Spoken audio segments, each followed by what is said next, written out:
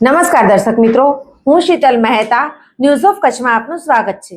જોઈએ આજના સમાચાર। ગાંધીધામમાં બે કિશોરોએ ગેરેજ માલિકને ગોળી મારી છરીના ઘા મારી હત્યા નિપજાવી। ગાંધીધામ શહેરના મચ્છુનગર નજીક બાવળની ઝાડીમાં બે કિશોરે સાથી કામદાર એવા શિશુપાલ કુમાર પાસવાન ઉર્ફે 20ને ગોળી ધરબી દઈ ઉપરા ઉપરી છરીના ઘા ઝીકી તેની હત્યા નિપજાવી હતી। હત્યાના આ બનાવમાં પોલીસે બે કિશોરને રાઉન્ડ અપ કરી લીધા હતા।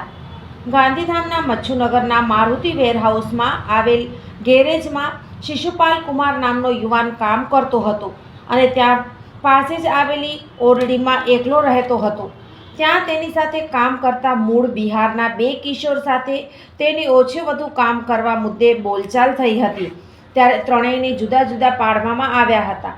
બાદમાં ફરીથી રૂમ ઉપર બોલાચાલી થઈ હતી ત્યારે ગાળાગાળી થઈ હતી, જેનું મન દુઃખ રાખીને આ યુવાનનું ઢીમ ઢાળી દેવામાં આવ્યું હતું। હાલમાં ઇન્દિરાનગરમાં પરિવાર સાથે રહેનાર આરોપી કિશોર અગાઉ બિહાર બાજુથી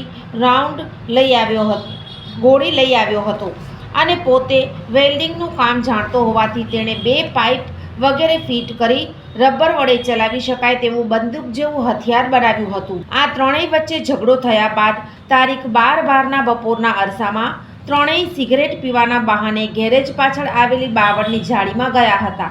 જ્યાં શિશુપાલ સિગરેટ પી રહ્યો હતો ત્યારે ગોળી વીંધી દેવામાં આવી હતી। તેણે ગોળી લાગતા તે નાસવાની કોશિશ કરી રહ્યો હતો ત્યારે આરોપીઓએ પાછળ દોડી છરીના ઉપરા ઉપરી 10થી 14 ઘા ઝીકી આ યુવાનને પતાવી નાખ્યો હતો। બાદમાં કંઈ થયું ન હોય તેમ કામે જઈને કામ કરવા લાગ્યા હતા, પરંતુ મોડી સાંજ સુધી શિશુપાલ પરત ન આવતા શંકાસ્પદ જણાયું હતું। બીજા દિવસે ગેરેજમાં કામ કરનાર એક શખ્સ શૌચાલય કરવા બાવળની ઝાડીમાં જતા હતા ત્યાં શિશુપાલની લાશ પડી હોવાનું બહાર આવ્યું હતું, જે અંગે પોલીસને જાણ થતાં ઝઘડો કરનાર કિશોરોની પૂછપરછ કરતા બંને ભાગી ગયા હતા અને પોતાનો ગુનો પોલીસ સમક્ષ કબૂલ્યો હોવાનું બહાર આવ્યું હતું। આ બંને શ્રમિક કિશોર સામે ગેરેજના લીપુ દુશાસન મંગરાજે પોલીસ મથકે ફરિયાદ નોંધાવી હતી। બંનેને પોલીસે પકડી પાડ્યા હતા અને આગળની વધુ તપાસ હાથ ધરી છે। દર્શક મિત્રો, આજે તારીખ 15 ડિસેમ્બર 2025 આ હતા આજના સમાચાર। આવતીકાલે ફરી મળીશું, ત્યાં સુધી મને રજા આપશો। નમસ્કાર।